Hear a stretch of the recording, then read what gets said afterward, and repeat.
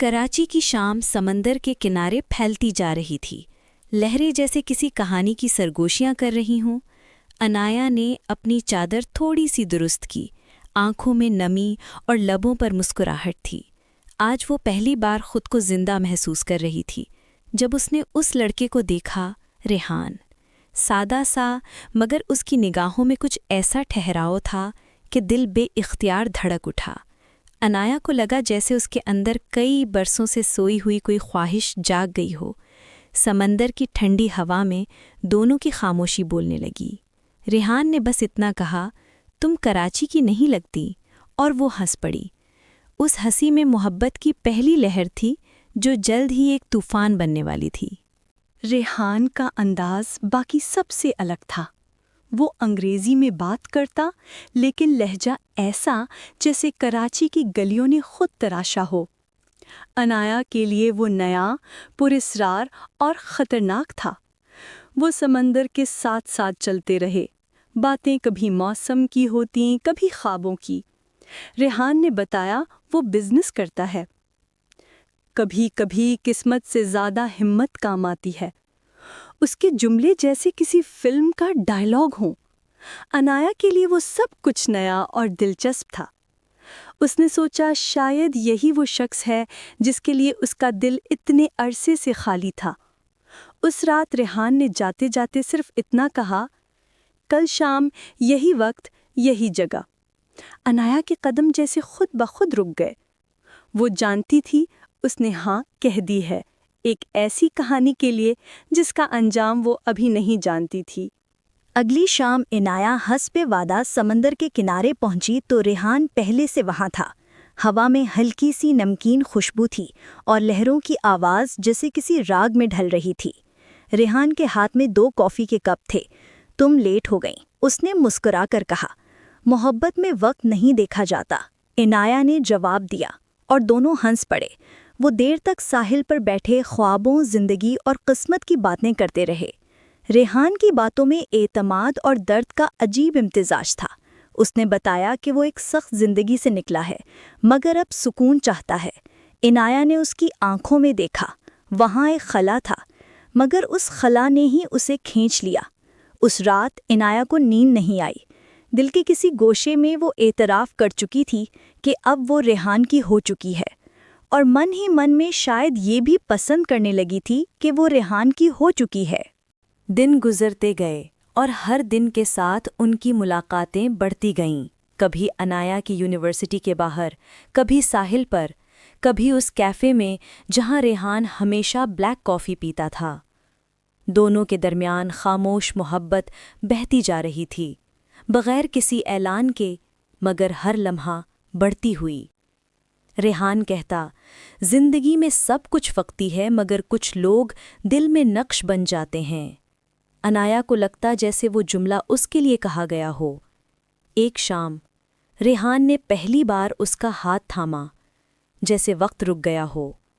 اس کے ہاتھ کی گرمی میں انایا کو ایک وعدہ محسوس ہوا، محفوظ رہنے کا، چاہے کچھ بھی ہو۔ اس رات کراچی کی سڑکیں معمول سے زیادہ روشن لگ رہی تھیں، مگر ان روشنیوں کے پیچھے جو سائے چھپے تھے، ان کا انایا کو ابھی اندازہ نہیں تھا۔ ایک شام انایا ریحان کے ساتھ اس کے فلیٹ گئی۔ بلند عمارت کے نیچے کھڑی ہو کر وہ لمحہ بھر کو جھجکی، مگر ریحان نے کہا، ڈرنے کی ضرورت نہیں، یہ میرا جہاں ہے۔ فلیٹ میں داخل ہوتے ہی ایک عجب خاموشی تھی۔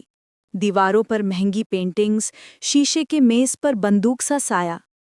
انایا نے سوالیہ نظر ڈالی تو ریحان نے ہنس کر کہا، بس شو پیس ہے، کراچی میں سیکیورٹی ضروری ہے۔ مگر اس کی آنکھوں میں ایک جھلک چھپی تھی، جیسے وہ سچائی سے منہ موڑ رہا ہو۔ وہ رات معمولی باتوں میں گزر گئی، مگر انایا کے دل میں وہ منظر نقش ہو گیا۔ اگلے دن جب وہ گھر واپس جا رہی تھی، اس نے محسوس کیا کہ ایک بائک اس کے پیچھے آ رہی ہے۔ وہ مڑی تو بائک غائب ہو چکی تھی۔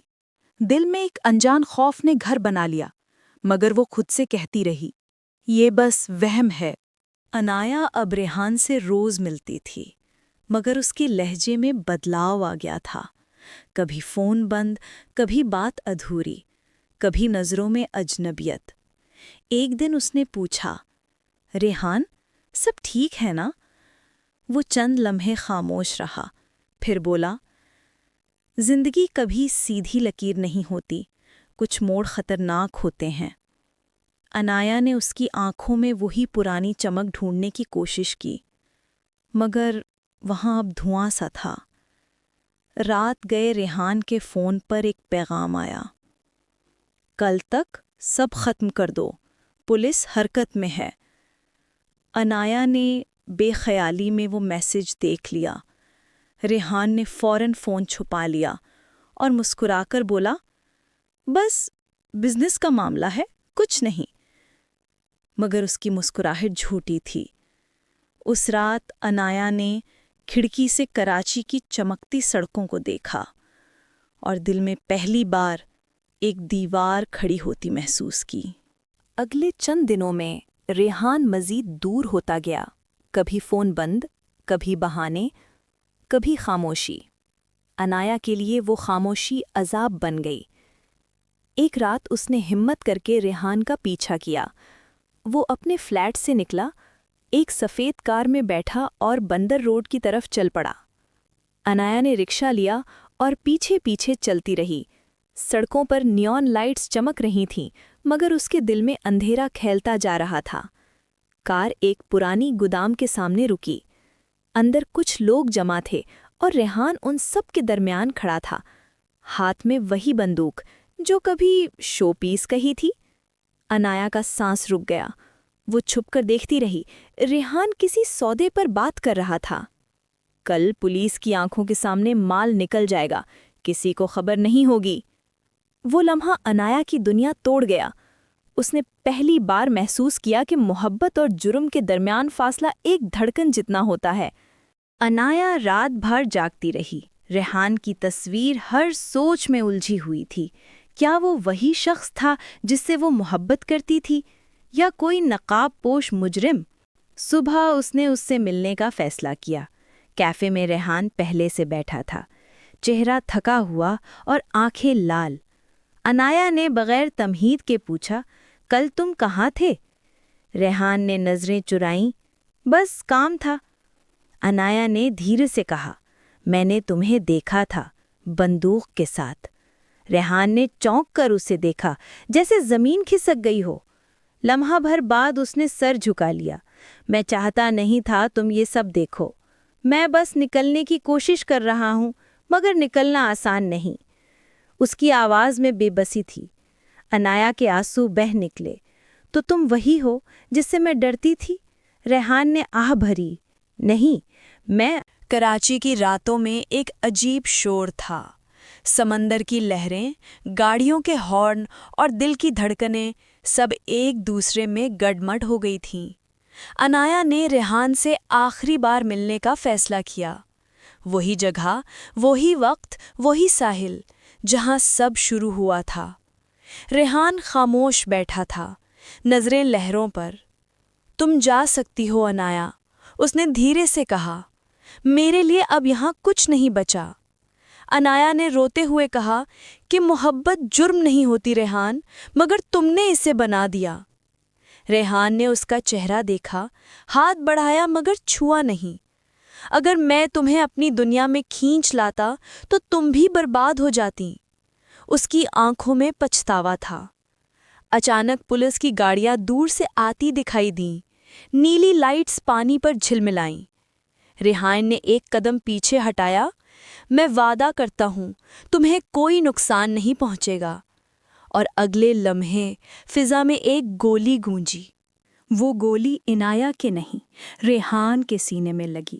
وہ چند قدم پیچھے لڑکھڑایا، جیسے ہوا نے اسے سہارا دینے کی کوشش کی ہو۔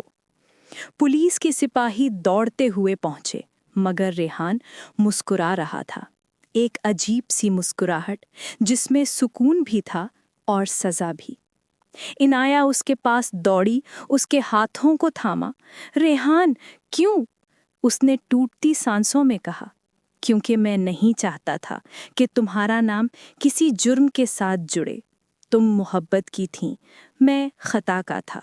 اس کے الفاظ لہروں میں گھل گئے، سمندر نے جیسے اپنی آواز روک لی ہو۔ عنایا چیخی، مگر شہر کے شور میں وہ چیخ بھی دب گئی۔ صبح کے اخبار میں صرف ایک خبر تھی، کراچی میں پولیس مقابلہ، ایک شخص ہلاک۔ مگر کسی نے یہ نہیں لکھا کہ وہ مقابلہ نہیں تھا، وہ محبت کا کفارہ تھا۔ عنایا نے سمندر کی سمت دیکھا اور دھیرے سے کہا، کاش محبت قانون سے بڑی ہوتی۔